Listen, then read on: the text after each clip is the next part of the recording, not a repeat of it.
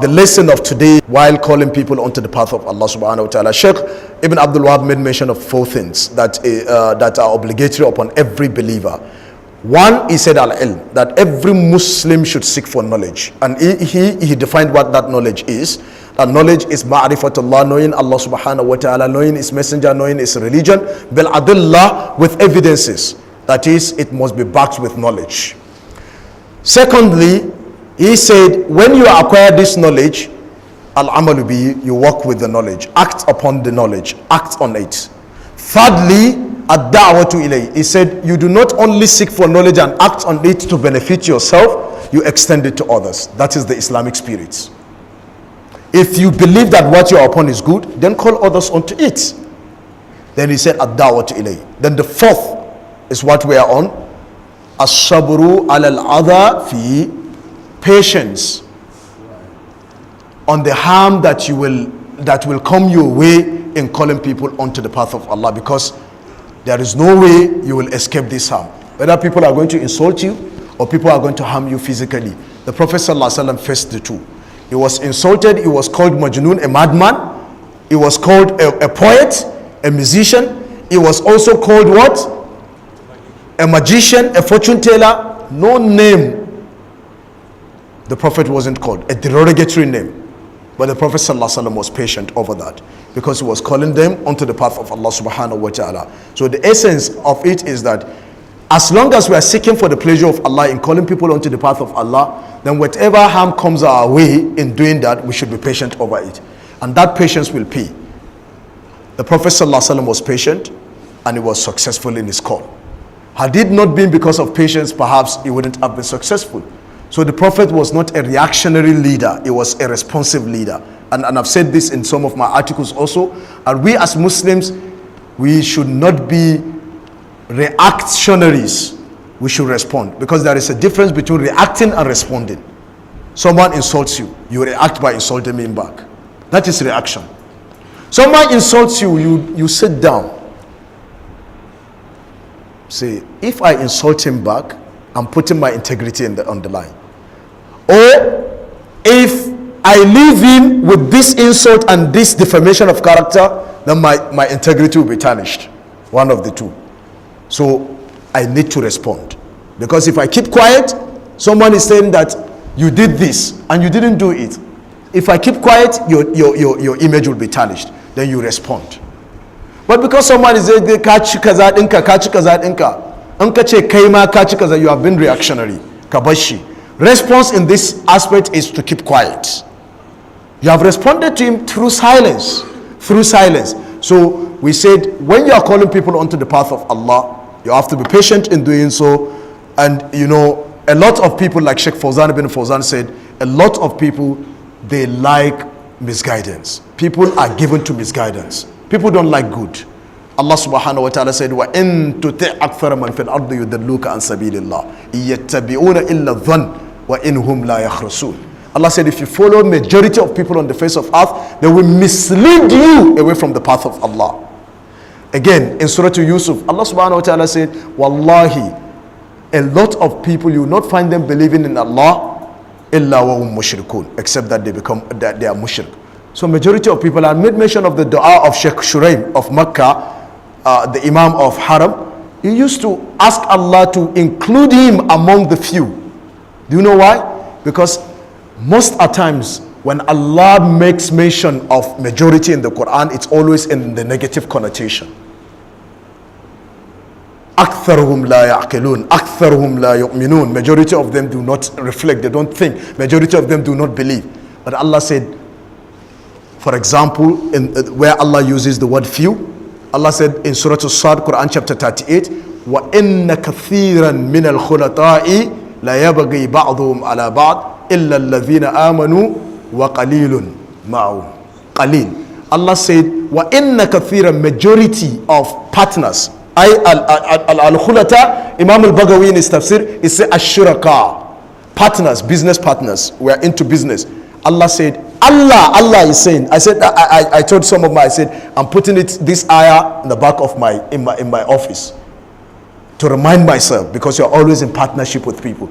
Allah said, majority of partners, they cheat one another. Allah ne faɗa. That is why you see a lot of businesses, partnership falling apart. Because there is what? Deceit. Allah said, wa inna kathiran, verily kathiran. Look at it in negative connotation. Min al-khulata'i ay min al-shuraka'i la yabghi ba'dhum ala ba'd. They oppress one another. Illa alladhina amanu, except those that believe in Allah. Wa qalilum ma'hu. Allah said, and there are very few. Kafin ka samu wanda za ka yi business da shi bai cuce ka ba, wallahi sai ka yi da gaske. Haka Allah ya faɗa. Wa qalilun. So, you know, majority of people, that is why when you call people to good, they launch attack against you. The foremost example is the prophets of Allah, the prophets of Allah. We say the best of them was Prophet Muhammad sallallahu alaihi wasallam. So we isolated his case as an example. When he went to Ta'if, when the people of Makkah rejected him before Hijrah, he said, let me go to Ta'if, maybe these people will be they will be receptive towards me. When the Prophet ﷺ went to Ta'if, the leaders of Banu Thaqif, they organized the young boys of Banu Thaqif, and they gave them stones to throw stones at the Prophet. They pelted the Prophet ﷺ, and the Prophet was bleeding. The Prophet, not the president, not the governor, the Prophet. The Prophet was stunned and was bleeding. Allah sent down, you know, al-sabr al-adha. Allah sent angel, come and ask the Prophet, what do you want us to do with these people? Ta'if is a valley city between rocks. You know how Makkah is? You know, valley with rocks and, you know, rocky parts. Ta'if is one of it. Ta'if and Makkah, they have similarities. So what do you want? If you want, we can collapse the mountains upon them, and that's the end of their stories. The Prophet sallallahu alaihi wasallam, because as-sabru ala al-adha, he was the best example, and he is the best example for us to emulate. The Prophet said, no, don't destroy them. He raised up his hands. He said, maybe perhaps amongst their progeny there will be people that will believe in Allah. And just few years afterwards, there was no single mushrik in Ta'if. The entire people of Ta'if became Muslims. So as-sabr ala al-adha. Buraidah al-Aslabi, when the Prophet was migrating to Medina, he attacked the Prophet with 70 would-be assassins. 70 would-be assassins wanting to kill the Prophet sallallahu alaihi wasallam. You know, when they attacked the Prophet, they ambushed the Prophet, they waylaid him. The Prophet was very calm. You know, 70 people versus the Prophet and Abu Bakr, the Prophet was calm. And it was said that the first thing the Prophet said, because he was a psychologist also, he said, what is your name? He said, my name is Buraidah. Buraidah, from bird. You know bird. Bird is sanyi, cold. The Prophet, an expert, he said, Idhan baruda amruna. If your name is Buraidah, then our matters are cool. Ashe ba mu da tashi hankali kenan tunda muna tare da Buraidah. Ce daga ina al-aslami min al-aslam. Yace to shikenan mu we are safe. The Prophet kept on engaging him with intellectual dialogue in a very good manner, that Buraidah became a companion there and then. They escorted the Prophet ﷺ to Medina. Then I gave the last example of an individual that came to the masjid of the Prophet ﷺ. And I think I forgot one, and I just remembered now. I started it when they were talking in Salah before, and a verse came. I didn't complete that part also. When someone came and urinated in the masjid of the Prophet ﷺ, the companions reacted. The Prophet ﷺ said, no, allow him to finish his. He was urinating, allow him to finish. When he finished, the Prophet commanded them that they should get water and pour on the urine. Afterwards, what did he say? He accepted Islam, and what did he say? Only him, the Prophet should pray that only him and the Prophet should enter Jannah. Every other person, the Prophet said, no. What Allah has made widened, you are trying to restrict it. And that is the problem we are facing today. We don't want people to go to Jannah. Wallahi, that is us today. We don't want people to go to Jannah. That is not the manhaj of the Salaf. So the Prophet now did that, and the person, he harmed the Prophet by urinating in the masjid of the Prophet, the best of all masajids, with the exception of Masjid al-Haram.